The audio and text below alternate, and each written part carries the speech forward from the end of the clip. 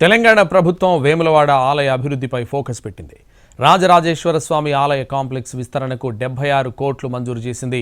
ఇందులో 50 కోట్లు బడ్జెట్ ఎస్టిమేట్స్లో పెట్టగా మరో 26 కోట్లు కూడా విడుదల చేస్తూ ఉత్తర్వులు జారీ చేసింది. ఆలయ కాంప్లెక్స్ విస్తరణతో పాటు భక్తులకు మెరుగైన సౌకర్యాలు కల్పించేందుకు ఈ నిధులను ఉపయోగించనున్నారు. అలాగే వేములవాడ నుంచి మూలవాగు బ్రిడ్జ్ వరకు రోడ్డు విస్తరణకు సంబంధించి భూసేకరణకు 47 కోట్ల 85 లక్షలు మంజూరు చేసింది ప్రభుత్వం. వేములవాడలో డ్రైనేజ్ పైప్లైన్ డైవర్షన్ పనుల కోసం 3 కోట్ల 80 లక్షలు మంజూరు చేసింది ప్రభుత్వం. ఈ నెల 20న ముఖ్యమంత్రి రేవంత్ రెడ్డి వేములవాడలో పర్యటించనున్నారు. పలు అభివృద్ధి పనులకు శంకుస్థాపనలు చేయనున్నారు. ముఖ్యమంత్రి పర్యటనకు ముందు ప్రభుత్వం నిధులు మంజూరు చేసింది. తెలంగాణలో అతిపెద్ద శైవ క్షేత్రం వేములవాడ. నిత్యం వేల మంది భక్తులు వస్తూ ఉంటారు.